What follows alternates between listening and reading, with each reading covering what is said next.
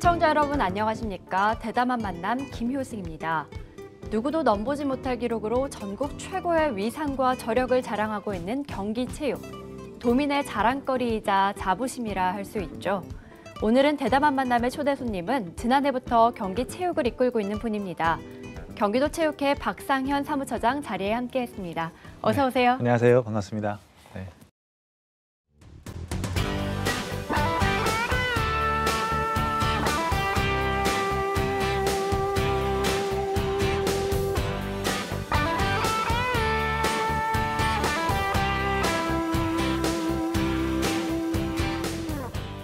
경기도 산하 단체장 중에 가장 어리신가요? 젊은 분이신가요? 작년 9월에 제가 이제 부임을 했는데요. 그때는 최연소로 뉴스에 나오기도 했는데 최근에 다른 기관에서 저보다 2살 어린 분이 와서 이제는 좀 밀렸습니다. 네. 이 본격적인 얘기에 들어가기 전에 네네네. 이 경기도 체육하면 많이 알려졌다고 하는데 스포츠 네네. 분야에 관심이 없는 분이라면 또 모르실 수도 있어요. 네네. 경기도 체육, 위상이 어느 정도일까요? 네, 우리 경기도 체육회는 53명 임직원으로 구성되어 있지만 작은 규모이긴 하지만 대한민국 체육을 이끌고 있는 경기도 체육의 심장부라고 감히 말씀을 드릴 수가 있고요. 1350만 도민들의 어떤 건강을 위해서 생애 주기별로 다양한 프로그램을 지원하고 있습니다. 또한 우리 이제 대한민국 국위 선양을 위해서 전문 체육 2만 명을 저희가 육성하고 또 지원도 하고 있습니다. 그리고 타 시도는 이제 가보지 못한 전국체전에서 17년 연속 종합 우승을 한 기록이 있고요.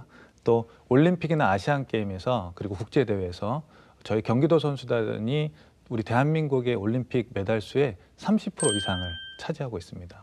그리고 저희 이제 사무처 운영에 있어서는 작년 2018년도에는 경영평가 A등급을 받고 올해는 제가 이제 기관장 평가, CEO 평가에서 A등급을 받았습니다. 자랑할 게 너무 많으신데요. 네네.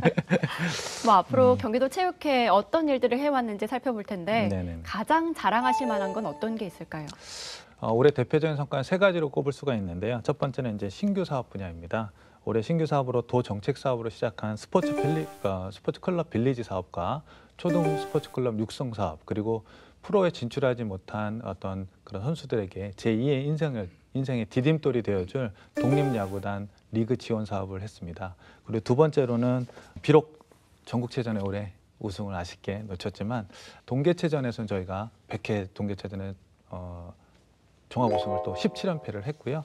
또 그리고 전국 생활체육 대축전에서도 19년 연속으로 경기력상 수상을 실질적으로 우승이라는 경기력상 수상을 수상한 적이 있습니다. 네. 너무나 많아서 네. 어떤 걸 꼽아야 될지 모르겠는데 좀 헷갈립니다. 반면에 또 아쉬운 점도 있으시겠죠? 네, 네. 아쉬운 점은 이제 돼지열병이 이제 전파가 돼서 경기도에서 이제 저희가 자제하는 대회 자체를 좀 자제하는 권고문이 9월달에 내려와서 모든 경기들을 좀 취소하거나 연기를 했을 때 정말 많은 준비를 했는데 아쉬움이 많고요. 특히나 이제 안산에서 우리가 제30회 경기도 생활체육 대축전을 10월 18일에 예정되어 있었는데 그 취소가 정말 많은 준비들을 했고 안산에서 많은 사람들이 준비를 하고 있었는데 그러한 부분들이 정말 예고치 못한 부분들이 아쉬움을 남습니다. 저는 개인적으로 경기도가 전국체전 18연패를 못 딴 게 너무 아쉽더라고요. 네네. 많이 아쉬우셨죠? 대회가 끝나고 정말 속상하고 아쉬움이 아직도 가시지가 않습니다. 사실 그 종합시상대에서 2위라는 자리에 올라가서 굉장히 어색하더라고요. 1위 자리에 올라가다가 2위 자리에 올라가니까 어색했는데요. 사실 그 서울시와 멋진 경쟁을 펼쳐서 도민들에게 1등이라는 자부심을 또 심어드리고 싶었는데 그렇지 못해서 다시 한번 도민들께 정말 죄송한 말씀을 드리고 싶고요. 그렇지만 우리 선수단 제가 옆에서 지켜봤는데 정말 열심히 했고요. 정말 고생 많이 했습니다. 이 자리를 빌어서 우리 선수단 여러분들에게 다시 한번 고생했다고 말씀해 주고 싶습니다. 네, 맞습니다. 근데 전국체전 말고도 중요한 경기들이 무척 많습니다. 선수들 어떤 활약을 그동안 해왔을까요? 네, 앞서서 말씀드린 것처럼 지난 100회 동계체육대회에서 17연패를 달성을 했고요. 또 당당히 1위에 올랐습니다. 그리고 제48회 전국 소년체육대회에서도 다관왕 10명을 배출하면서 최대 메달을 또 획득하기도 했고요. 우리 경기도체육회가 관리하는 경기도청 직장부에서는 64개 대회를 나가서 215개의 메달을 획득하면서 이번 전국체육대회에서도 최고의 성과를 이뤘습니다. 네. 지금까지 엘리트 체육에 대해서 이야기를 나눴잖아요. 네. 이번엔 생활체육, 그 못지않게 중요한데요. 네. 생활체육은 왜 중요하고 좀 어떤 식으로 진행이 되는 건지요? 네. 인간 기대 수명이 이제 100세 정도는 이제 늘어나면서 신체 활동을 계속 유지해야 되잖아요. 그래서 유아부터 노인까지 체육을 생활화해야 된다고 생각을 합니다. 그래서 우리 경기도 체육회에서는 그 올해 스포츠 클럽 추진단을 새로 구성을 했습니다. 그 안에 이제 유아부터 노인에 이르기까지 다양한 프로그램을 생애 주기별로 저희가 맞춤형 프로그램을 진행하고 있고요. 1인 1 스포츠를 즐길 수 있도록 저희가 추진하고 있습니다. 저희 같은 직장인이라고 해야 되나요? 네. 이렇게 일을 하다 보면 운동을 좀 더 멀리 하게 되는 경우도 있는데 혹시 저한테 추천해 주실 만한 체육이 있으실지? 네. 일반인들한테 가장 먼저 운동 이런 질문을 좀 많이 받는데요. 가장 좋은 건 사실은 저는 걷기라고 생각을 해요. 그래서 자연 속에서 많이 걷는 게 좋고 또 좀 걷기 협회도 많이 생겨갔고요. 집단적으로 뭐 1,000명, 2,000명씩 코스를 정해서 걷기 운동을 많이 하고 있습니다. 그 외에 또 추천을 드린다 그러면 웨이트 트레이닝이 가장 좋아요. 웨이트 트레이닝은 모든 운동의 이제 기본이라고 할 수 있거든요. 그래서 물론 생활체육에서부터 전문 선수들까지 다 이 웨이트 트레이닝을 하지만 이 웨이트 트레이닝을 가장 좋은 방법은 자기 몸무게 이상 하지 않는 게 좋은 것 같습니다. 그래서 여성이 사실은 웨이트 트레이닝 제일 많이 해야 되고요. 나이가 들수록 골다공증이 오는 게 여성들이 심하잖아요. 그래서 웨이트 트레이닝은 여성이 해야 되는 운동이고요. 남성은 오히려 나이가 들수록 에어로빅, 유산소 운동을 해야 됩니다. 전혀 모르고 있던 내용인데요. 조금 이제 무거운 이야기를 해보려고 합니다. 네네. 올해는 체육의 변화의 해가 아닐까 싶어요. 네. 스포츠 미투로 촉발된 여러 변화들이 있었는데 경기도 체육회 어떤 자정 노력을 해오셨는지요? 최근에 이제 스포츠 인권 침해 사안의 심각성을 고려해서요. 우리 경기도 기관의 6개 기관이 협력을 해서 특별 대책 TF팀을 구성했습니다. 그래서 그 2월부터 운영을 하고 있고요. 또한 그 지난 4월부터 6월까지 시군 직장운동부와 또 도내 대학 선수들 그리고 도내 장애인 선수들 2,864명을 대상으로 스포츠 인권 실태 조사를 실시했습니다. 그래서 이제 그 사전에 이제 인권 침해 그 예방하기 위해서는 경기도에서 스포츠 인권 침해 유형별 맞춤 프로그램이라는 거를 개발을 해서 지금 그 선수와 지도자들에게 교육을 하고 있는 실정이고요. 인권센터 내에서는 체육계 그 성폭력이나 폭력 신고 창구를 따로 두고 있어서 피해자에게는 이제 변호사 자문이나 행정적인 우리가 서비스를 제공하고 있습니다. 그럼 뭐 성평등이나 인권에 대한 교육을 의무적으로 하는 건가요? 그렇죠. 의무적으로도 하고 있고 저희가 이제 실태 조사를 그 과거에 있었던 일들을 이번에 한번 정리를 하고 가자는 의미로 실태 조사를 했었던 거죠. 그리고 앞으로도 이제 그런 예방 차원에서 이런 부분을 계속 교육과 또 실태 조사가 홍보 이런 것들을 많이 해 나가고 있고요. 경기도 체육회에서도 홍보 영상을 제작하고 또 리플렛 제작이나 배너 등을 우리 그 도내 이제 생활체육 대회나 엘리트 대회 때 입구에다 이런 것들을 홍보를 하고 있고 계속적으로 선수들이 인지할 수 있도록 노력하고 있습니다. 가는 곳곳마다 이런 그렇죠. 것들을 접할 수 있게. 네, 그래서 나도 이런 피해를 받았을 때 이렇게 함께 할 수 있는 사람이 있구나, 그리고 또 신고할 수 있는 사람이 있구나, 용기를 낼 수 있도록 계속적인 홍보가 필요한 것 같습니다. 네. 그럼 이 외에도 다양한 변화들이 있을 것 같은데 또 다른 변화가 있다면 소개 좀 해주실까요? 우선 연말에 사무처 우리 경기도 체육회 사무처 조직 개편을 단행할 예정입니다. 현재는 우리 과 중심에서 팀 중심으로 개편할 예정인데요. 우리 이 일을 통해서 이제 우리 사무처는 전문성이 있는 조직으로 다시 한번 효율적으로 업무를 할 수 있는 조직으로 재탄생할 것으로 저는 기대하고 있고요. 또 현재 6급의 어떤 차석들한테 팀장이 될 수 있는 기회를 줘서 일부이지만 그들에게 리더십을 발휘할 수 있는 기회를 좀 제공하고 싶습니다. 스포츠 정책적으로도 변화들을 시도하는 걸로 알고 있는데 어떤 네. 것들이 있나요? 네, 저희가 올해 이제 야심차게 준비한 게 아이디어 오디션입니다. 이제 사내 직원들을 대상으로 아이디어를 발굴해서 그거를 이제 실질적으로 사업으로 연계하는 사업인데요. 올해는 어르신들한테 생활체육 참여를 높이기 위해서 건강교실 사업이 하나가 있고요. 나머지는 도내 명소 주변을 달리기 하면서 관광을 같이 하는 그런 런데이 투어 사업이 있습니다. 이런 직원들이 참신한 아이디어가 구체적으로 이렇게 반영이 됐다는 게 큰 의미가 있고요. 내년에는 이제 전 도민을 대상으로 이런 아이디어 공모를 할 예정입니다. 그래서 많은 도민들께서 관심을 가져주셨으면 합니다. 참여 방법이나 구체적인 건 아직일까요? 네, 참여 방법은 저희 홈페이지에 이제 공지가 되고요.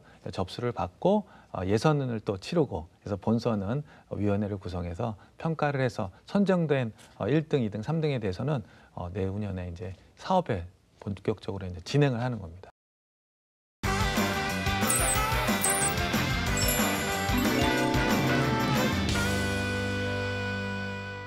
대담한 만남 박상현 경기도체육회 사무처장과 함께하고 있습니다. 이번엔 경기도체육회 SNS를 살펴볼까 하는데요. 같이 한번 보실까요? 네. 이건 영상인 것 같은데요. 사격 테마파크라고 되어 있는데 어떤 건가요? 예, 여기는 이제 우리 경기도체육회에서 위탁 관리하고 있는 경기도 사격 테마파크 홍보 영상입니다. 유명한 VJ 2명이 우리 사격 테마파크를 홍보하는 것 같네요. 사격 테마파크 그럼 원래 있었던 건가요? 예, 원래 있었고요. 네, 작년에 제가 이제 작년부터 많은 프로그램들을 지금 더 신설하고 있고요. 예전에는 한 70%는 사격 선수들이 주로 이용을 했었고요. 한 20~30%만 일반인들이나 동호인들이 와서 권총과 크레이 사격장이 있었고요. 그런 것을 이용하고 있었는데 작년부터 저희가 신설한 게 서바이벌, 비비탄을 이용한 서바이벌 팀제로 나눠서 굉장히 재밌게 동호인들이 많이 즐기고 있고, 또 최근에는 이제 비비탄과 레이저 사격장, 그러니까 어린이서부터 노인들까지 사용할 수 있는 부분, 그리고 연말에는요 실제로 군대에서 사용하는 M4라는 전투 소총도 일반인들이 이용할 수 있는 시설을 만들고 있고요.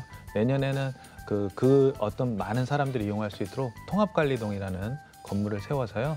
그 안에 음식점이라든가 도민들이 와서 편하게 즐길 수 있는 시설을 저희가 만들고 있습니다.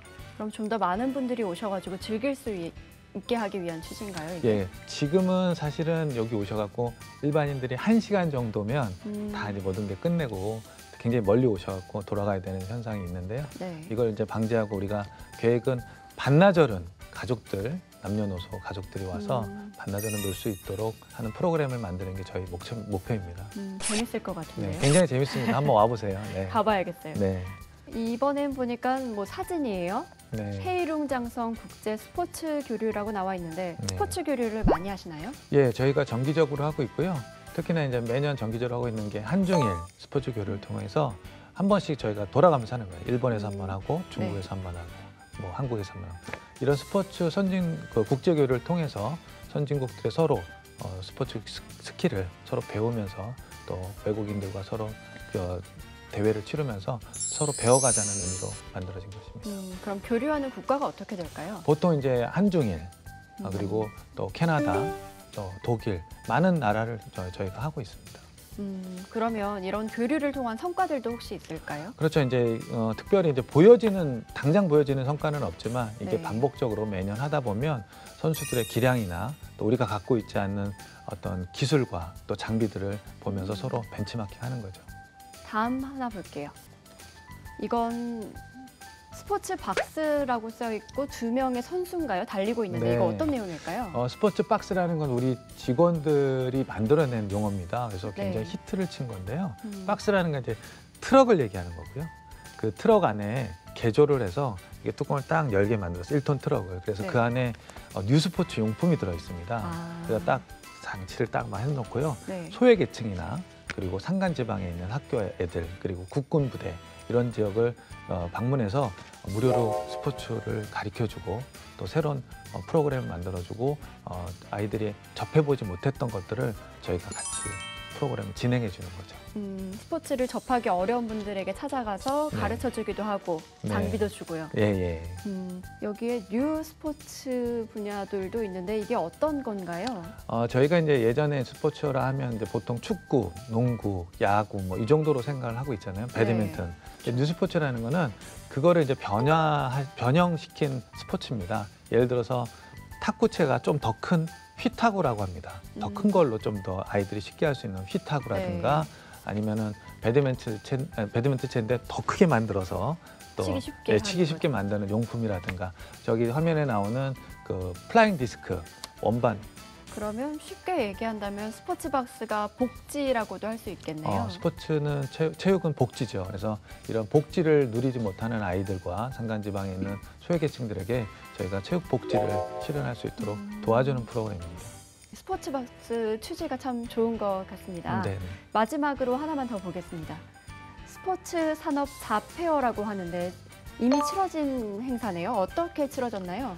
네, 저희 이 스포츠 산업 자폐어는요. 우리 사업 중에 경기 스포츠 아카데미라는 사업이 있습니다. 네. 그 사업 중에 일환의 하나고요.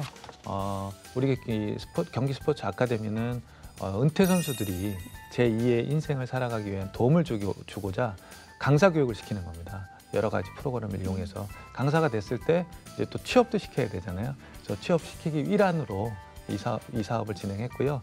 이 사업을 통해서 그들이 이제 가서 여기서 많은 산업체계들이 여기 와서 이제 사람들과 면접을 하고 교육을 받은 우리 은퇴 선수들이 그래서 스포츠 산업 현장에 채용이 될 수 있도록 만든 프로그램입니다. 스포츠가 꼭 스포츠뿐만이 아니라 복지나 교류, 다양한 분야로 이렇게 쓰이고 있네요. 네네. 네, 다음 질문 한번 드려보겠는데요. 학창 시절에 태권도 선수 생활을 하셨다고요? 네네. 저는 이제 5살 때부터 태권도 선수를 좀 시작을 하고 영화 배우인 그 장크로드 반담이라는 유럽 태권도 챔피언인데요. 체격도 굉장히 좋은 영화 배우가 있었습니다. 그런 선수의 영향으로 저는 격기 종목을 굉장히 많이 운동을 했었고요. 결국 마지막 대학 때는 보디빌딩 선수로 또 마무리를 또 했었습니다. 네, 그러한 역량으로 이제 제가 첫 직장을 25살 최연소로 삼성 썬더스 프로농구단의 피지컬 코치로 이제 입사를 하게 되었어요. 네, 그때 당시 함께했던 선수들이 지금 정말 예능에서 대세인 서장훈 선수, 그리고 우지원 선수, 그리고 지금 SK 나이츠 프로농구의 감독을 하고 있는 문경훈 선수와 이제 함께 했었거든요. 그 중간에서 저는 이제 스포츠 마케팅이라는 영역에 공부를 하게 됐어요. 그래서 그 안에서 체육학 박사학위를 따고 취득하고 대학 교수의 꿈을 꾸게 됐습니다. 그래서 대학교 교수의 강사를 시작을 하고 제가 살고 있는 지역이 이제 분당인데요. 분당에서 어린이 스포츠 육성 사업을 시작을 했어요. 근데 이게 생각보다 꽤 큰 규모로 성장을 하고 발전이 돼서 그 지역에서 체육 단체장도 하고 또 체육회 임원, 이사도 하면서 2015년도에 이제 체육회가 구체육회와 생활체육회 통합이 되는데 그 통합 추진위원으로 통합도 시켰던 경험을 갖고 있습니다. 그러는 과정 중에서 이제 장안대학교 체육과에 교수가 됐고 지금은 이제 사무처장으로 오게 되었죠. 또 작년 9월에 취임하시고 벌써 1년이 지났습니다. 이렇게 선수 생활도 하시고 교수 생활도 하시고 다양한 경험들을 하셨는데 이런 경험에 비춰볼 때 지난 1년 어떠셨는지 궁금해요. 최근에 저희 몇몇 직원들이 책을 하나 선물을 주더라고요.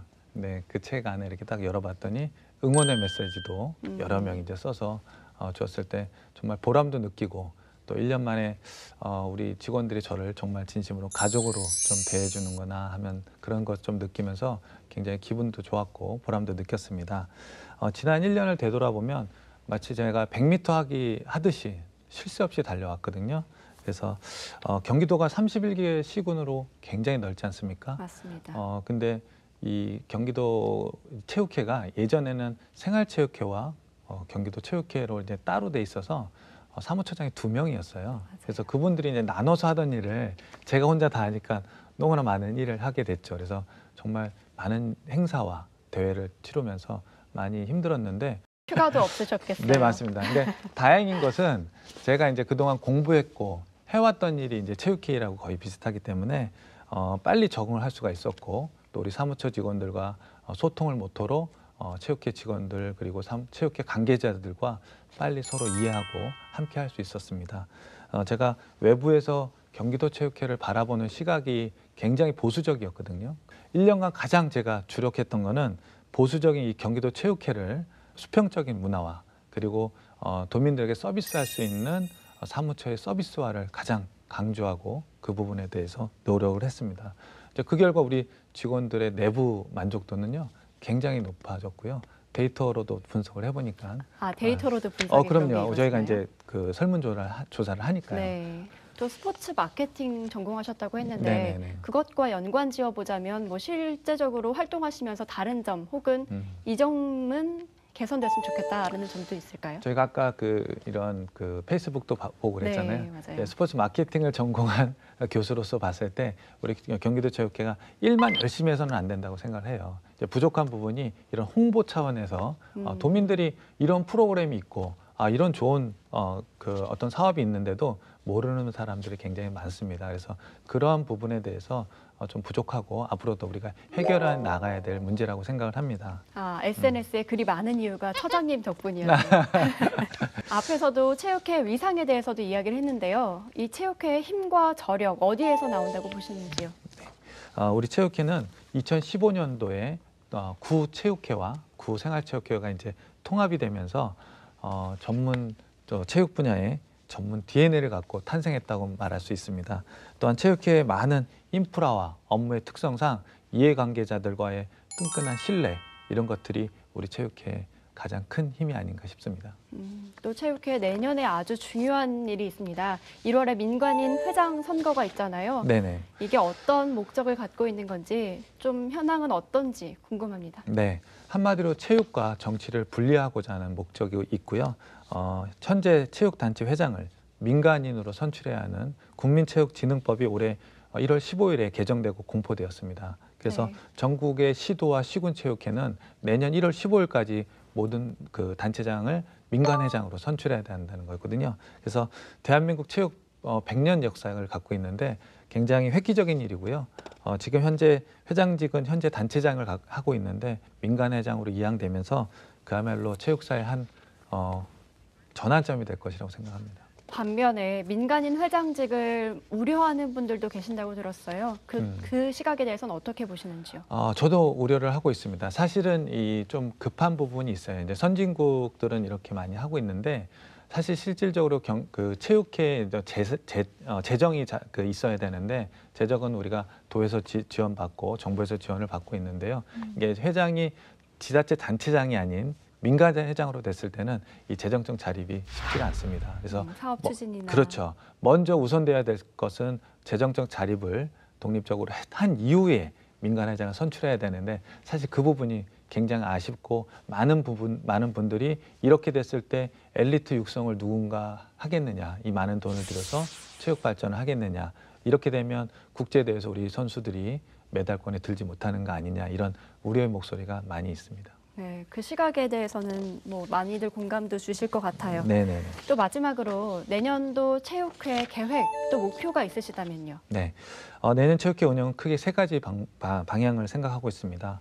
첫 번째는 이제 뿌리가 튼튼한 전문 체육을 바탕으로 지속적인 성과를 창출하는 기반을 마련하겠습니다. 그리고 두 번째는 도와 함께하는 정책 사업과 새로운 신규 사업을 바탕으로 도민들의 생활체육 참여도를 높이고 또 체육 복지를 통해서 체육 사각지대를 해소하겠다는 겁니다. 그리고 마지막으로 우리 사무처의 혁신을 통해서 지속적인 성과와 전문성을 갖춘 강한 경기도 체육회를 만들겠습니다. 내년에도 할 일이 정말 많은데요. 혹시 네네. 개인적 목표도 있으실까요? 저 같은 경우는 일단 그 가장 큰 목표는요. 올해 아쉽게 준우승에 거친 101회 전국 체육대회에서 반드시 우승을 해서 우리 경기도민들에게 기쁨을 좀 안겨주는 게 최대의 목표입니다. 내년에는 기대해 보도록 하겠습니다. 네, 기대해 주십시오. 나와주셔서 감사합니다. 네, 감사합니다. 내년에도 체육계는 민간인 회장 체제 등 많은 변화가 예고돼 있습니다. 경기 체육이 발전된 방향으로 나아갈 수 있도록 도민 여러분의 많은 애정과 응원이 필요해 보입니다. 대담한 만남 오늘 순서는 여기까지입니다. 시청해 주셔서 감사합니다.